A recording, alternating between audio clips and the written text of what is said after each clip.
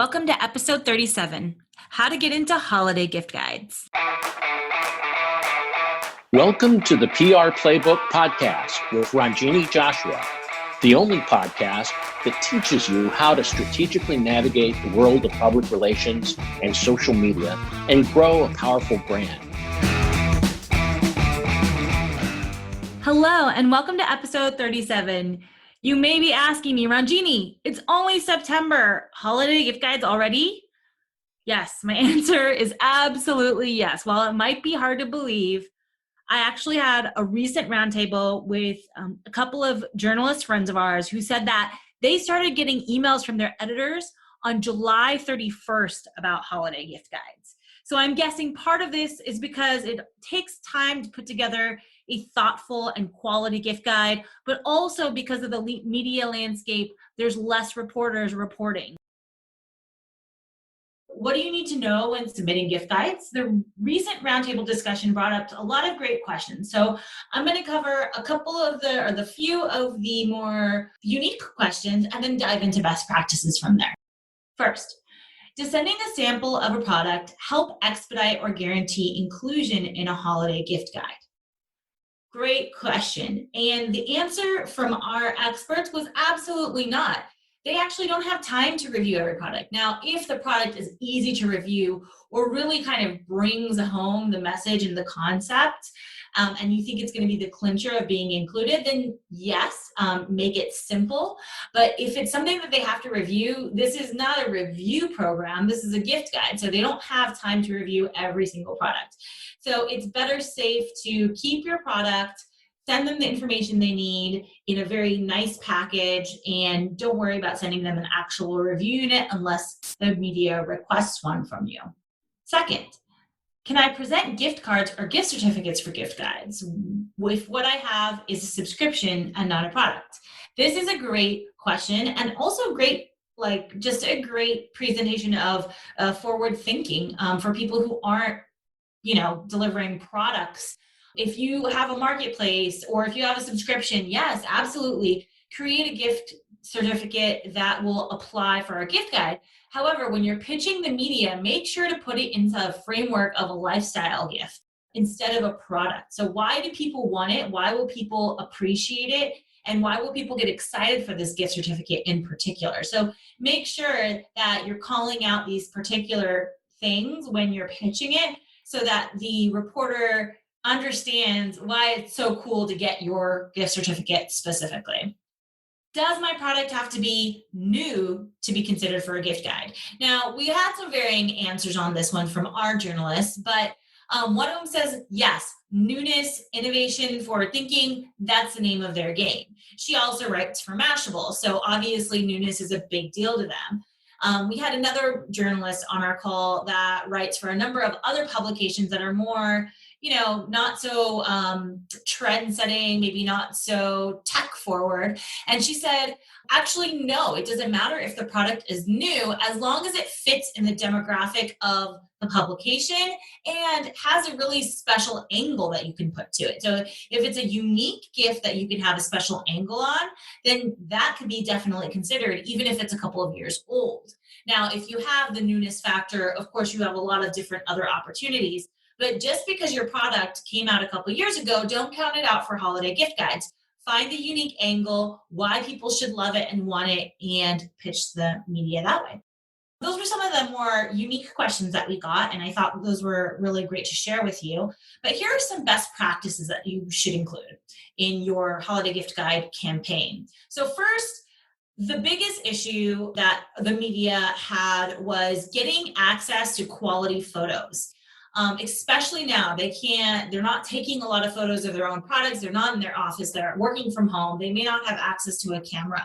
So host a Dropbox or Google link with high resolution photos. So you want to have both product photos if you're really focused on the product side, or lifestyle photos if you're focused on how you use the product and how it makes life easier.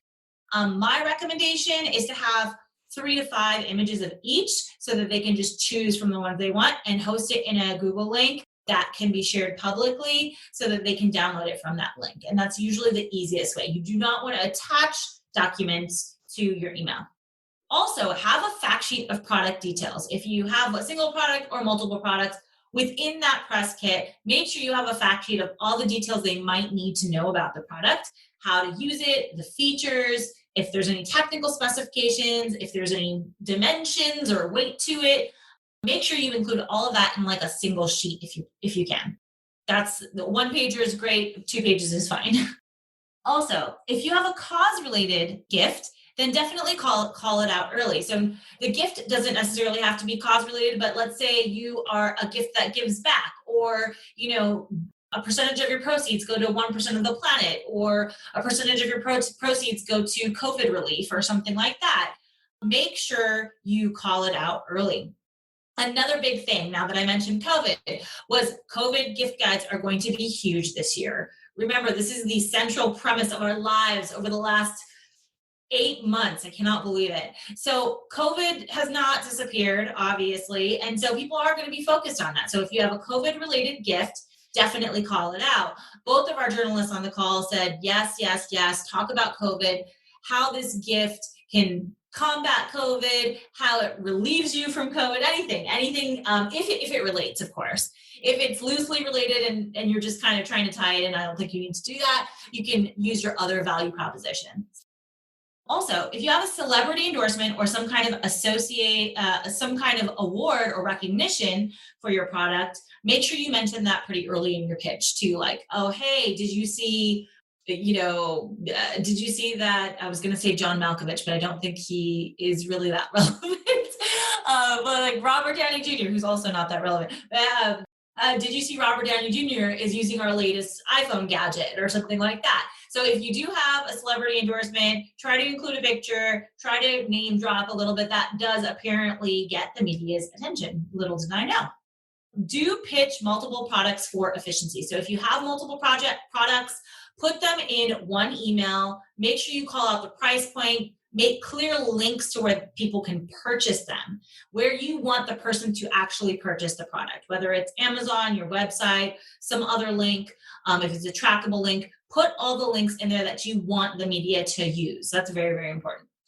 Don't send blanket pitches to reporters. Both of our reporters said if it's more customized, it's more likely that they're probably going to open it. If it even seems like a canned pitch, they're not going to open it. Do research on media that covers different topics. So one of the things that our friend from Mashable told us is that everybody at Mashable is doing at least one gift guide. That means there's going to be a gift guide in all kinds of categories. So she happens to be transportation mobility reporter. She's probably going to be doing stuff on e-scooters and Tesla lovers and things like that. There's a science reporter at Mashable. There's e-commerce reporters at Mashable. There's gadget reporters at Mashable. There's lifestyle and fashion reporters at Mashable. So if you think about that publication as kind of a staple, there everybody's doing a gift guide. But also when you're reaching out for gift guides, make sure that you're doing the proper research for the reporters that cover your beat. Even if they aren't doing gift guide, if you have them pegged correctly, they will probably give you insight on who is including their product sector in gift guide. So make sure you do your research. Don't send blanket pitches. Also, don't send attachments. I think I mentioned that already. Nobody opens attachments just for virality problems. So I think that's a good practice in any email. If people are not expecting attachments from you, don't send them. I think you do get shot to spam sometimes too. Do differentiate your product from everyone else's. What is different about your product? And try to keep a lens of objectivity when you're saying this, like really what is so different about your product than another product? And if it could be perceived as the same, tell people why it's not. Make it very, very clear. Your key differentiator's got to be clear and it's got to be believable. Don't forget to respond to the reporter in a timely manner. So if they do get back to you, they need assets, they need images, they need a sample, they need anything, product information. Make sure you're keeping an eye on that email inbox and get back to them quickly, because when they do start working on holiday gift guides, their deadlines are pretty tight and short, and they're working a lot of different articles. So whatever you can do to get back to them as soon as possible would be really, really helpful. So I hope this helps you out when you're pitching holiday gift guides this season. Thank you for joining today and listening to the PR Playbook and following us. We currently have a special offer for holiday gift guide campaigns at the Silver Telegram that is only for a limited number of customers. So if you are interested in like a short, impactful holiday gift guide program, please feel free to reach out to me at ranjini@thesilvertelegram.com. It's a 3-month campaign that kind of just focuses on gift guides only. So if you need some hands and voices and pitching skills, we can give them to you for sure. Otherwise, as always, we appreciate show feedback, suggestions on topics, anything, comments, nice, kind words. You can email me at podcast@thesilvertelegram.com. If you have questions that you want me to answer live, then I'd be happy to do so. So contact us through the website at www.thesilvertelegram.com, or you can email me directly, as I mentioned before, Ronjini, RONJINI, @thesilvertelegram.com. Thank you for listening. Stay safe, and I guess happy holidays. Talk to you soon.